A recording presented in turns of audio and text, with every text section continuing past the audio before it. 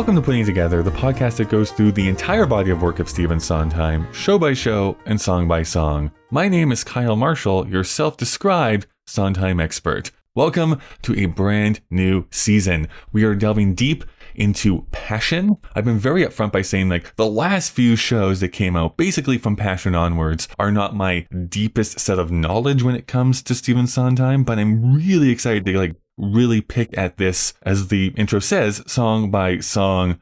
I've already done a bunch of recordings. I've already learned so much from the guests that I've invited on. I want to jump right into this week's show. Just so you know what the format is going to be like over the next few weeks, we are going to first talk about the novella that came out, the start of this storyline. The film version that came out in the early 80s will be next week, and then we'll start going into the individual songs here after that.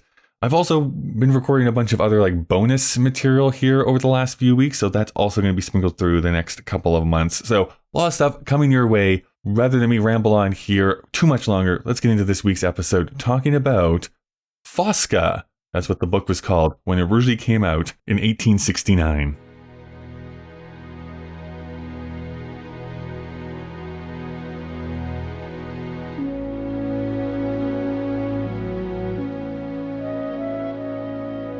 Michael Vecchio, thank you so much for coming back to the show. Thanks very much, Kyle. It's a real pleasure. I thought you would honestly be the best person to bring on to have a discussion on, I guess, the evolution of how Passion, the musical, was inspired by its source material. You, of course, are the co-host of Ciao Italia Edmonton. You were just telling me this, the only Italian language radio program in Edmonton or in all of Canada?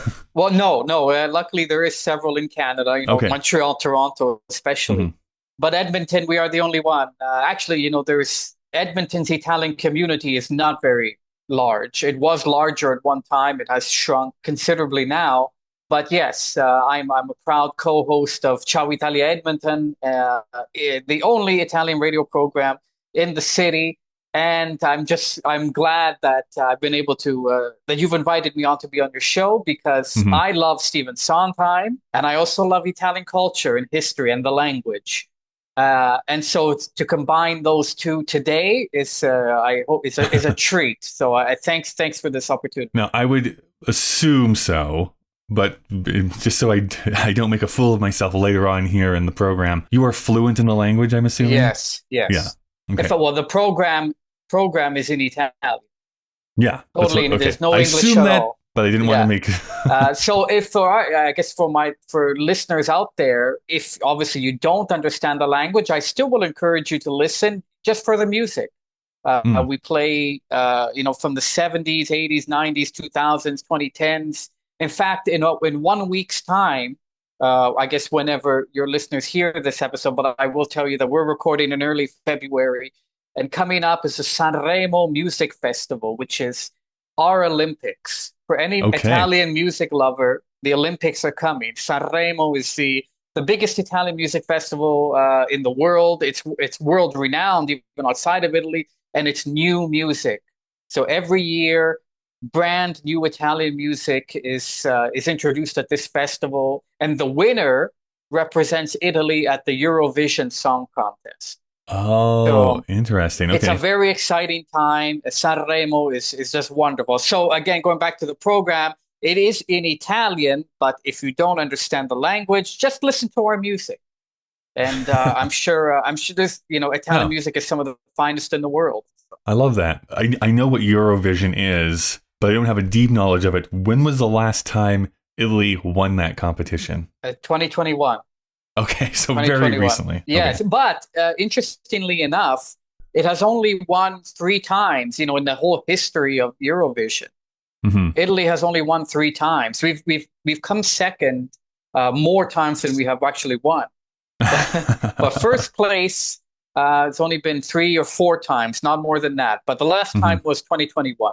So I wanted to try and focus this episode specifically on the novella, which when it was published, I believe was called Fosca, was what the original novella is called. Yes. But I wanted to go through this kind of sequentially with not just the history of the book, but also maybe your first time like consuming it or coming across it, and then I'll talk about mine, and then we'll actually get into the meat of the actual storyline itself. So first and foremost, what can you tell me about its author, which I know his last name is Tarchetti, but at least the copy I have has abbreviated his first name, so I don't know what his first name is. So his name is Iginio Ugo Tarchetti, and he only lived to the age of 29.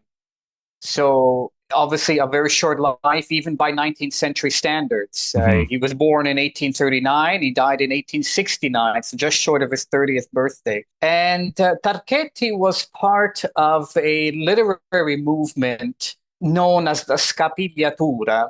Scapigliatura is essentially, you know what Bohemianism is. Yeah, right. Scapigliatura is the Italian version of Bohemianism. And what is Bohemianism, right? You do not adhere to social standards, the artistic, maybe vagabond, doing things your own way, amongst other things.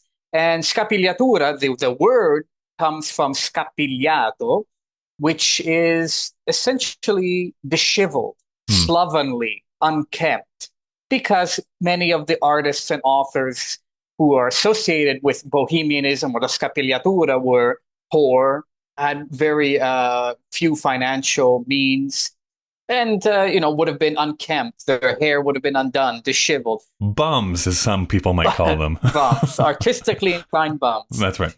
So La Scapigliatura is that movement. It is the Italian version of Bohemianism. And in the Italian context, it's also important to note that this takes place in the 1860s. Which is right during a period known as Il Risorgimento, which is the decades-long fight for Italian independence. Now, here's something interesting. I'm assuming many of our listeners are Canadian. We achieved Confederation in 1867. Italy achieved unification in 1861. Right. So Italy is actually, modern Italy is really only a few years older than the Canadian state. But before then, it was just a collection of city-states and stuff like that? That's correct, like just of different course. regions? Yeah. The Roman Empire and the Kingdom of the Two Sicilies, the Venetian Empire, Republic, the Ligurian Republic, city-states, and dominated by the French, by the Austrians. And there was not an Italy. And so the movement del Risorgimento was several years in the making. I'm sure you've heard of Giuseppe Garibaldi, a very famous general who was really the military might of the campaign to unify Italy. And then there were other intellectual figures like Mazzini and Cavour, who all came together to spur Italians to create their state. Going back to our author, Tarchetti, he was an Italian patriot. He served in the fledgling Italian army. He fought for Garibaldi, for Italian independence. And he saw it completed in 1861. But, the struggle continued even afterwards to maintain the Italian state. Of course, he dies in 1869, so he doesn't really see the flourishing of Italy, but at least he sees, I guess, the dream. And I guess the other thing he doesn't live to see is really the publication of this book, because by the sounds of it, maybe it was starting to get in individual chapters are starting to get published. But it was actually published in serial form. Right. It was not a novel, a complete novel. It was chapters that were published infrequently in periodicals. Yeah. In fact, the end of the book was he actually passed away before he didn't finish it. A colleague of his sort of rounded it out based on his manuscripts and his drafts. But it's also important to note, I've said that Italy, this is the Risorgimento, and so while this may not be the most famous Italian work of Italian literature, it's important for its place in history. When you think of Dante Alighieri, the Divine Comedy, right? But that's medieval. And there wasn't Italy. It was the Florentine Republic, right? Tarchetti's novel is one of the first works of literature of the new Italy. So I think that's important. And And I'd like to share, there was a quote during this period in the 1860s. There was a quote from a politician. It's been attributed to several different names, but the quote is essentially, I'll say it in Italian and I'll translate. Abbiamo fatto l'Italia, adesso dobbiamo fare gli italiani. We have made Italy, now we must make Italians. Right, right. The more you delve into history, I find that the idea of what a country even is so, I don't know, it's in the ether a little bit, right? It's like, it's these imaginary borders anyways, but also it's like the country becomes what the citizens make it to be. It's not something that comes top down a lot of time. It's like always comes from bottom up. And also, we should note that it's the fact that this is written in Italian. Obviously, Italian had become the national language over time, but still prevalent was dialects.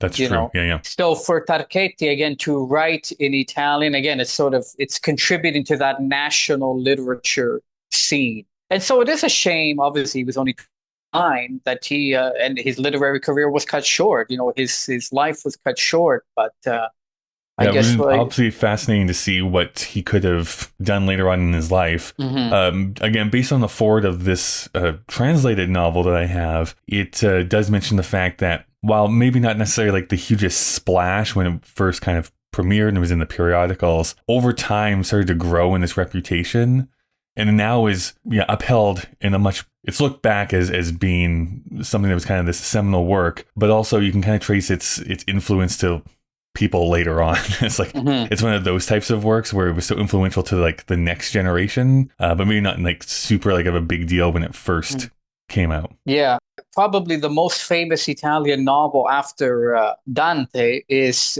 one called I Promessi Sposi by Alessandro Manzoni, and that was in the 1870s, and it's very influential. But again, it comes after Tarchetti. Right. Pinocchio, Collodi's Pinocchio is 1883. So again, after Tarchetti, but again, in the early infancy of the Italian state. And so those ones that I just mentioned are certainly more well known. But I think it's worthy to remember that there were others who pioneers, if you will, set the stage or contributed to the emerging literary scene of the new Italy. One last little piece of biography I just wanted to throw out here is the fact that this is based so much on Tarchetti's life because, as has been pointed out again in this forward that I read, was having an affair with a woman named Clara, is transferred to a different regiment, starts having another affair with a woman who is having epileptic seizures, and then gets ill and is sent back to his home, which then he dies. So like in real life, died, he had tuberculosis. That's right. Like the author of this book, it basically flows through like what the Giorgio character in this book is going through almost to a T. Now, I don't know about the interiority of the author necessarily. Maybe he was throwing way more into it, or maybe it was just completely fiction and he was using his life as like these little points to like bridge the narrative along. But it's pretty close to what his life would have been like. Yes, well, exactly. The Giorgio protagonist is a soldier in the Italian military, and Tarchetti served. So yes, and did he probably romanticize elements of his experience? I'm sure he did, but I'm also sure that there were elements. It could be semi-biographical in many parts. Yeah, but it's very allegorical. When you look at, and we'll talk about this, but the Clara and the Fosca characters, which are essentially light and darkness. Clara, clear, light, day, and Fosca is darkness, the early morning, the shade, the penumbra. Right. So he plays with the language in naming his characters. When was the first time you came across this book, or I guess when was the first time you read it? I read it. It was about 10 years ago. So I studied Italian literature in my undergraduate. One of the units in that course was the scapigliatura movement, and of course featured Tarchetti. And so read the novel in that class. I found it very fascinating, and again, very rich, very poetic language, very rich in metaphors and allegory. And then I was pleasantly surprised to discover that Stephen Sondheim adapted this. Right, So, right, right.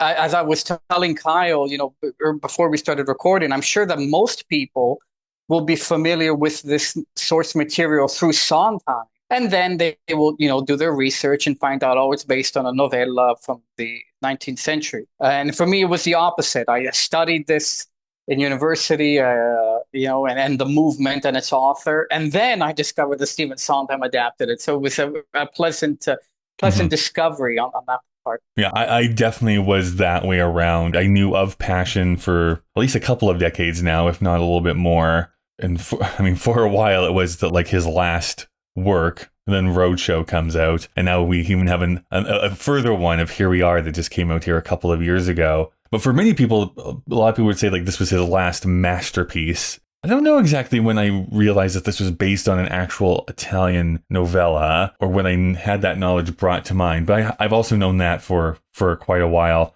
I will say that my journey of actually reading this over the past couple of days has been interesting, mostly because I assumed that the musical changed a lot of things from the book. And I think mostly because I knew that Sondheim never read the book. He watched the movie. He did not read the book, but a lot of the plot points are the exact same. So it's interesting that I was not necessarily really surprised as far as plot goes within the book itself. Yeah, I found that the book was, at least the Italian. I have not read the English versions, but at least the Italian version I found quite detailed.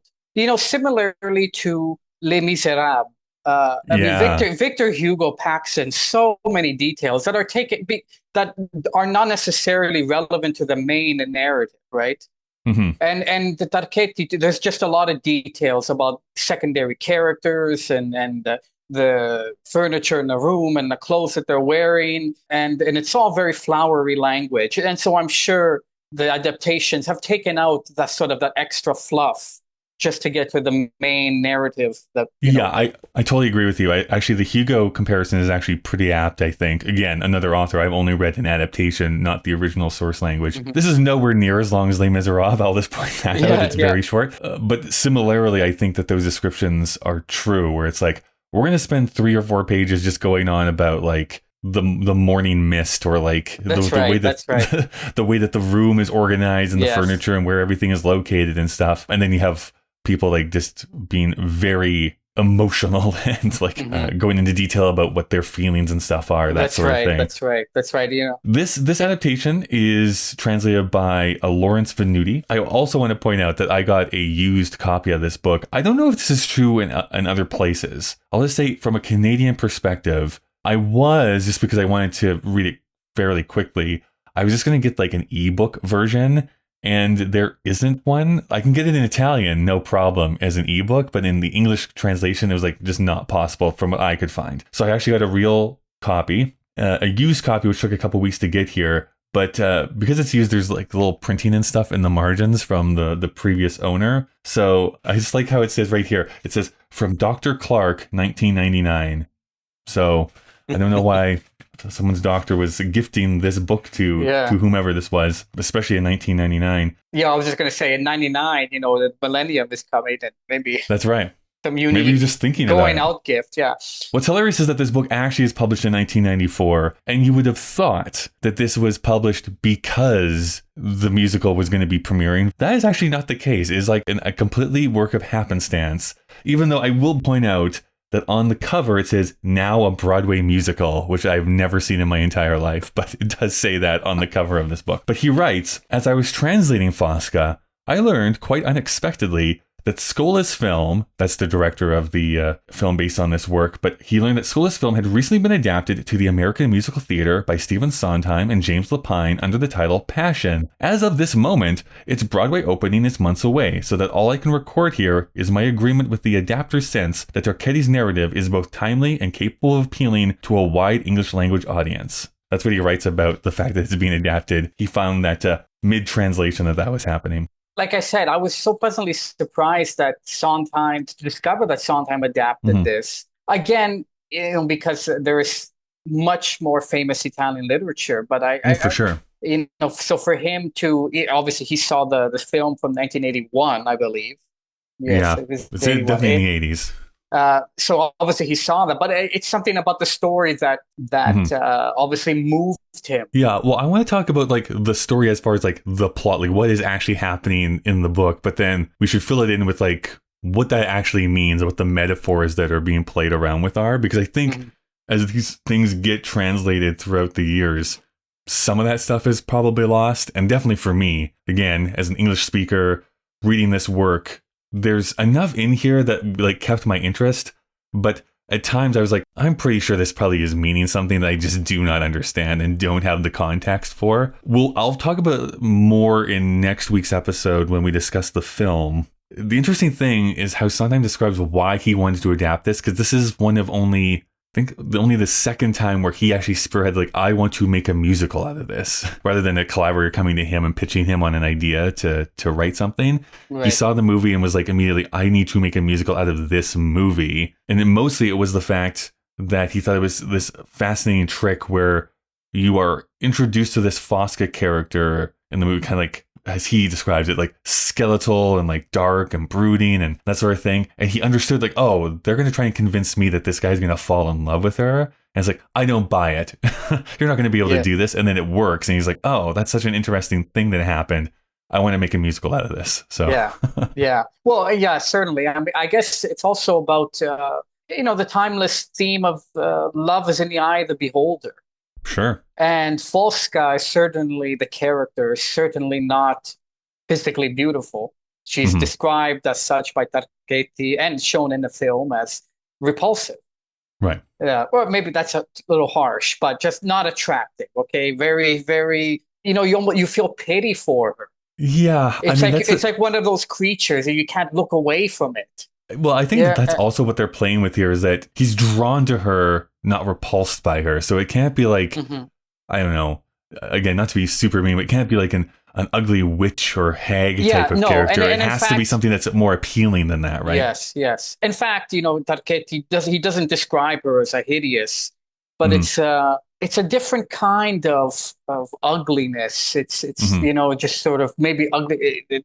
Her character, her dour demeanor, the way she dresses, she's pallid. She looks like death. I think that's true. It was interesting reading through the book, because this whole thing, the entire book, I get to use a fancy word and say that it's an epistolatory novel, meaning that it's all written in letters. That's much like Dracula, if people are familiar with that book. When she is first introduced into the narrative, like when he first actually sees her, because he hears about her before he actually gets to meet her. But when he first sees her, he says, like, I considered her ugly, but then he kind of like doubles back on that, like a couple of paragraphs later. He's like, well, maybe not ugly is the wrong word, but it's just like, she is not a beauty. Like, she would not be considered that by the majority of people. And yet there's something to her that's drawing me near her, sort of thing. So which I think works easier in a novel version than a film or something on theater. Cause it's like, oh, how do I do that visually?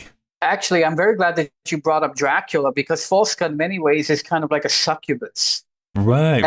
And as Giorgio gets closer to her, he actually starts getting sick himself. His health deteriorates with his contact with her.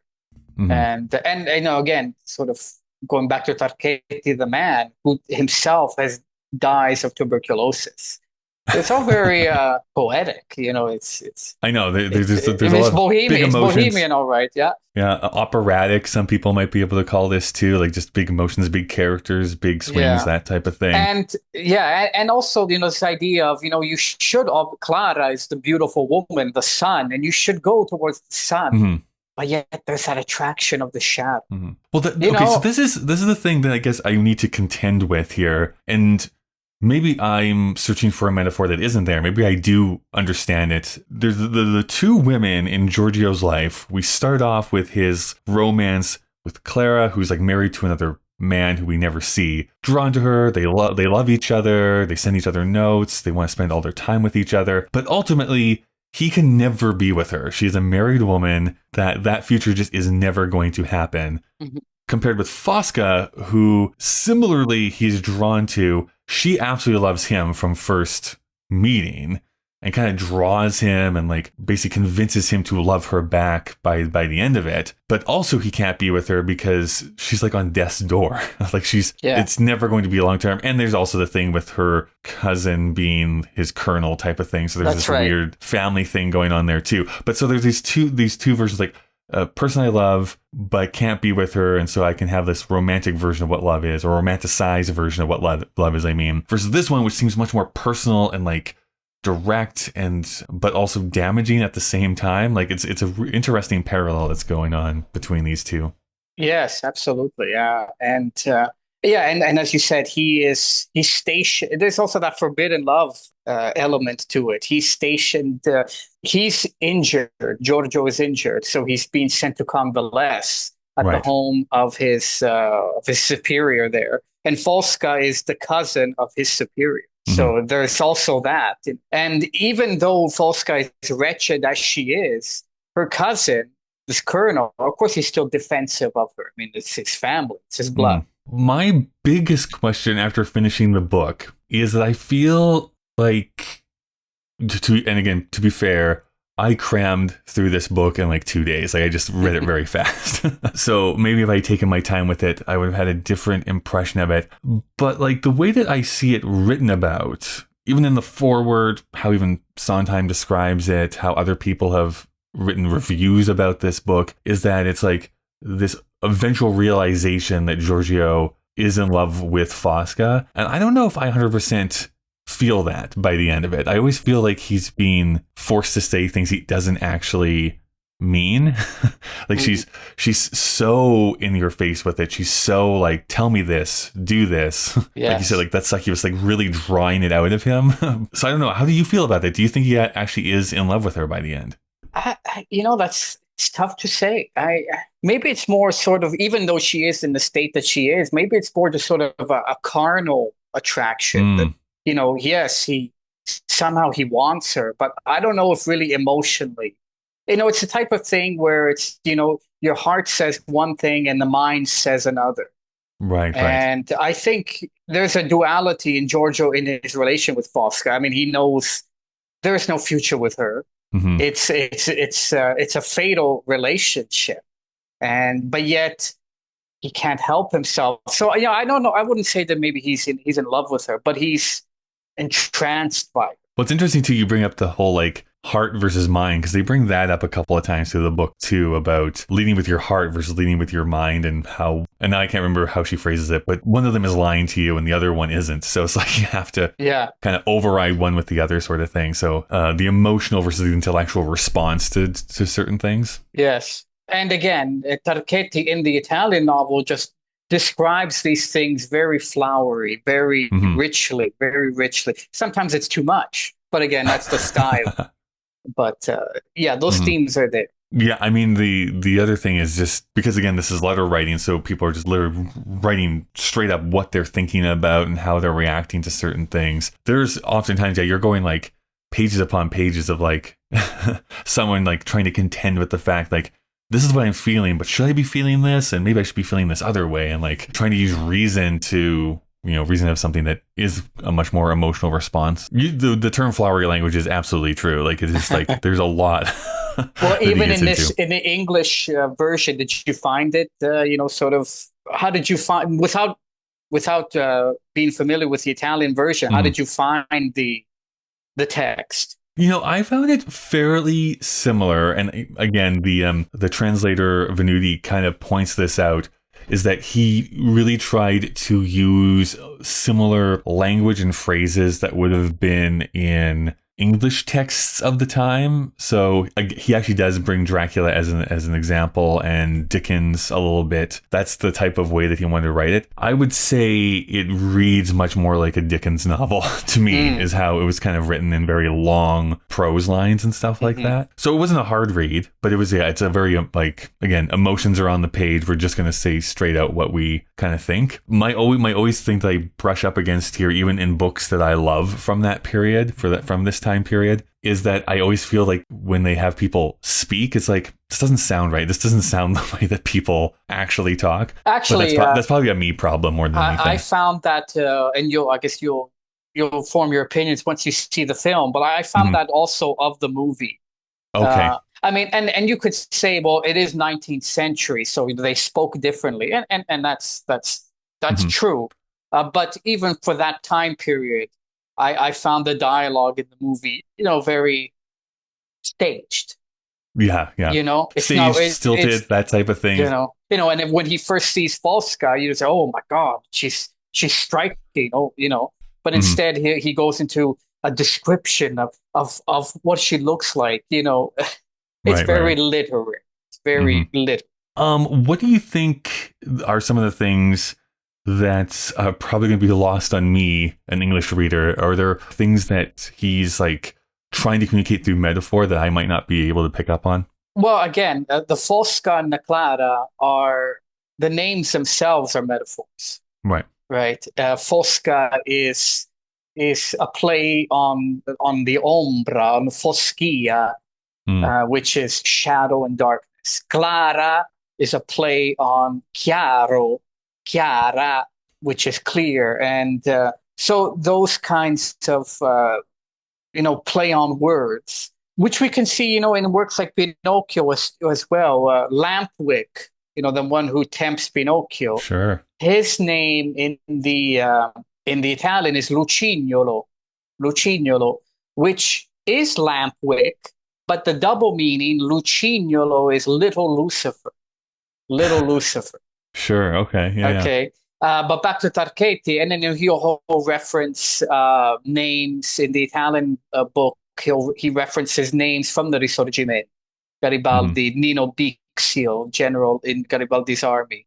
He references geographic places in northern Italy. So there's definitely a lot of specific mentions of things that only an Italian reader or someone familiar with that would get. But those again are more the filler things. So if you miss that, you're not really necessarily missing on the main plot. It's just No. sort of those extra things. Is there like a world view from the Bohemian movement, which is not called the Bohemian movement in Italy, but is there any type of worldview that you see like seeded into this? The uncertainty of, the daily life in the Mm. 19th century. Again, Italy was a very poor country. It was still Mm. being formed, and you never really knew what was coming from day to day, where you getting your next meal, Hmm. how you were going to make your livelihood. And Giorgio's story is that he's enrolled in the military as a sort of as an escape from probable poverty. Now he's been injured, he's convalescing. What does his future hold? Where is he going? And that can still relate to soldiers today, after they leave the military. What awaits them? Hmm. So I think that those types of universal themes can still be gleaned, even after 160 years later. So to be perfectly frank with people, I've also never seen Passion performed on stage, but I'll say the one aspect that did catch me by surprise is the whole sequence where they go on that last trip together. And he like just wants to be alone because she's just like incessant of like being with him on every single moment of the day. And so he finally is able to escape and goes off by himself and sits behind a tree. And then he knows that she's been watching him. And then she climbs down, but has like the thorns and stuff that she's had to walk through is like scraped and like made her hands go bloody, and then she has another epileptic fit type of thing and almost dies. But such a gruesome description of her, like her arms and hands being ripped apart and like her bleeding, and then he has to Mhm. carry her to safety type of thing. So he has to explain Yes. like this is what's going on. I don't know. It goes into such like a macabre like horror vein. It's like, oh, I didn't actually anticipate this going Well, to be something it's that's going to interesting happen. because Targetti's work can also be seen as sort of the early Gothic literature. Ah, right. Yeah, yeah. You know, and again, you mentioned Dracula and Bram Stoker. That was in the 1890s. Yes. Yeah. And so this is obviously 30 years before, but there's seedlings of that. I mean, parts of, as much as it's, you could characterize Fosca as a historical fiction, there's also, in Italian, you get a fantasioso, the sort of fantasy elements of it, not, Lord of the Rings type fantasy, Sure. but sort of, there's sort of a gothic fantastical elements to it. And the character of Fosca, you start to wonder, well, is she even of this earth? Right. No, it's true. Is Yeah, yeah. she a demon that's sort of haunting Giorgio and damning him? The fallen angel. Yeah, there's a lot of stuff that you can dig into this book with. And of course, I'm just going to say that Italy is a Catholic society, right? Right. And the influence, especially in the 19th century, of the Vatican was still Mhm. very, very prominent. So you could also read into it a religious subtext into Giorgio is the fallen man. Maybe he's the metaphor for that. And Fosca is the devil. Mhm. Clara is the angel. Again, he plays without in naming those characters that way. The book essentially ends with this one last sequence where it is revealed that the relationship between Fosca and Giorgio is maybe not as chaste as what the cousin was thinking it was. Mhm. And so he challenges Giorgio to a duel, which they go at with sabers at first, but then they switch to pistols afterwards. The colonel is shot, but doesn't die. And Giorgio is as well, isn't he? Aren't they both shot, or am I making that up? Yes, that's correct. But again, another, I don't know, example of male bravado that it kind of feels like perfunctory in a way where it's like, I know I have to do this because I'm supposed to do that in this society and uphold her honor type of thing. And you were a guest in my house and how dare you sort of thing. That's right. Again, maybe I am misreading it, but it almost feels like the cousin character is doing it sort of under duress, where it's more like, I need to do this versus I don't know, he actually wants to sort of thing. But Well, again, that's my reading of it. Sure, I think that can be said. Again, he's not blind either, right? So he sees Right. Fosca's state. And maybe, if she wasn't related to him, he wouldn't be so chivalrous. Right. But, there is a blood connection despite her appearance, despite her personality, that, well, she is my cousin. I guess I have to. So to say that he went into a duel half-heartedly, I don't think that's mistaken. The other thing that reminds me of, have you ever seen the movie Barry Lyndon? No, I have not. Okay, so it's a Stanley Kubrick film, which similarly, I would say, to the Broadway production of Passion, had a very mixed reaction when it first comes out and then has been kind of reappraised years later. We don't have to spend a lot of time on this, but the whole thing about Barry Lyndon is that it is meant to be like a farce, satirical comedy, and a lot of people look at it in a different way. They think it's supposed to be like very earnest when that's not what the intention was. But there's this famous duel that happens where the intention is that both of them are going to go out and duel and to shoot their pistols in the air. Except the character Barry Lyndon is such an idiot that he doesn't realize that that's what he's supposed to do. And so he ends up shooting and killing this kid when he wasn't supposed to. Even after his gun jams, he's like, oh, well, let's just fix the gun. And then he actually shoots the guy for real. I have no way of knowing if that is something that Kubrick, like if Kubrick knew about this, he definitely would have seen, well, Barry Lyndon comes out before that movie comes out. But I'm wondering if he knew this book, just knowing that he read like tons, because it plays out similarly where it's like, we're going to do this duel. Okay, we have to do this duel this way. This isn't working for me. Let's do a different way to do this duel.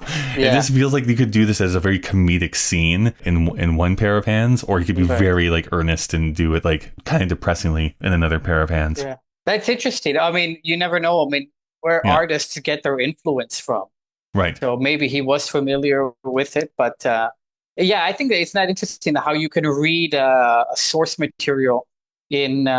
And even really the whole Fosca thing could be made a parody of, this ugly woman who tempts this good-looking guy. You can twist it into a parody, into a comedy. I guess my last kind of question before we move into our wrap up here is the doctor character. I find the doctor character almost in many ways the most fascinating in this book, because I would say the first time you kind of meet him, he, again, to me, feels somewhat inconsequential. He's kind of just there to fill out the dinner party that's there. And then slowly over time, I feel is revealed to be much more, at the very least, kind of a grayish moral character here of like what his actual true intentions and stuff are. Because it seems to me that it's semi-implied that he's poisoning Fosca to a certain extent, or at least is on hand to administer drugs that are not necessarily helping her out. I don't know. That's what it feels like. There's a much more sinister counterpart, and basically says straight up to Giorgio at one time, like, she's gonna die pretty soon. So like, just say you love her and then leave, never talk to her ever again, because she's gonna die like very, very soon. Yeah. Yeah, I think that's fair. She's established that she's sickly, that she's been sickly by nature for her entire life. And so whether you want to see it as he's being kind to her and sort of sustaining any little amount of time that she has left, or he's maybe in another way you could say that he's expediting her death because she's just a wretched person to be around. And maybe she made sort of moves on him too, like she's making on Giorgio, you know. Because she's so close to death, she's grasping at life. It's interesting then that the Doctor essentially gets the last word in this book, because it's his letter that is the final thing that's put in. Just as a side note, do you know how much of the ending of the book was from Tarchetti's friend? Is it the last couple of chapters? Is it the last third? I just don't know how much of the final. I believe it's about the last 2 or 3 chapters, yeah. Okay. But I do know that he had left drafts. Okay. So it wasn't as if his colleague made up his own ending. You know, he based it on what Tarchetti had outlined. So it's still essentially his, but obviously not in his precise words. But that's another, I guess, similarity with Dickens, because Dickens dies during his last book. Well, even the Mozart Requiem, he dies Requiem, that would be a better example. Yeah. His pupil, writes in his style, follows his musical sketches and finishes it. But the influence of the author is left behind. Well, I just wanted to end off with that then. This is like the last paragraph. Again, this is in English translated, but this is how the Doctor ends this entire book, writing to Giorgio. I do not know if we shall again see each other, nor when. They have put me in the service of yet another governor of Italy. But if that should happen, I hope that I shall see you changed. Life, youth, the heart have their due. You sacrifice them too much. Distance yourself from the past. Throw yourself into the great adventure that awaits you. The conscience is cowardly. It is often terrified of evils that it does not commit or cannot avoid committing. A blind fate moves and directs men's actions. Do not assign them greater responsibility than what the very narrow limits of your will assign you. Farewell, my dear friend. Attend to your happiness, and do not reproach yourself for a misfortune whereof you are no more than an instrument. The subtext being like, don't worry that Fosca is dead. This is only like a little small blip in your life, and kind of keep moving on. Right. You have nothing to do with anything in this that happened in that house. Well, and I guess if Fosca stands as a metaphor again for the temptations in our lives, sometimes we go astray. Right. And also that is you could tie it back to Dante. He starts the Divine Comedy by says, midway through the journey of our life, I found myself astray. Right. He said, nel mezzo del cammino di nostra vita mi ritrovai per una selva oscura. So he has to be guided on the right path by Virgil into Inferno and such. Fosca is that deviation. And maybe it's the temptations that we find ourselves in life, or, we should have done this, we should have done that. We're set ourselves up to do something, and then we go this way. But that doesn't mean you can't go back to the right road. And so, like you said, maybe Fosca is that blip. And hopefully Giorgio can now move on and have a good life. Sure. A long life. But he'll always remember that episode of Fosca. Right. It's going to shape you no matter what. And again, if Fosca is darkness, we've all had darkness in our lives. That is life. Well, it also is interesting too, not that I have a deep knowledge of the history of Catholicism and that sort of thing, but it does feel a little contrary to be your thoughts do not define you, your actions do. That's kind of what he's saying here, when a lot of dogmatic theory can come in and be no, we all have dark thoughts. You must go and absolve yourself of these dark thoughts. And here the Doctor's kind of saying the opposite. It's everyone has dark thoughts. It's what you do. You just keep moving forward type of thing. Yeah, that's right. And of course, Catholic theology also teaches that, it's a sinful to have lascivious thoughts as well. Yes, not just actions, but I do think that obviously you can we can all think, I want to kill that guy, but that's not a crime. Right. Doing it is the crime, right? Cool. Well, Michael, anything else that you think we should bring up before we wrap this up? Well, I just, I think I would encourage, and myself, I have to read the English version, but I would encourage listeners to read this novel because it is, I think, an underappreciated work of world literature, certainly, and it's a captivating story.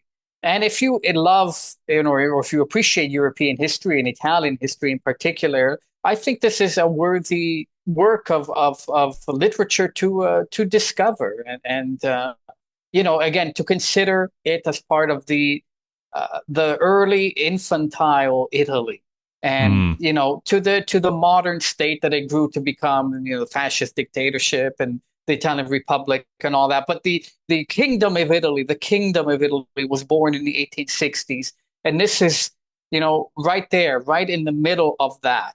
No, that's cool. Yeah, just as a historical piece, there's a lot of resonance there. Michael, if people want to stay in contact with you, are there ways to do so online?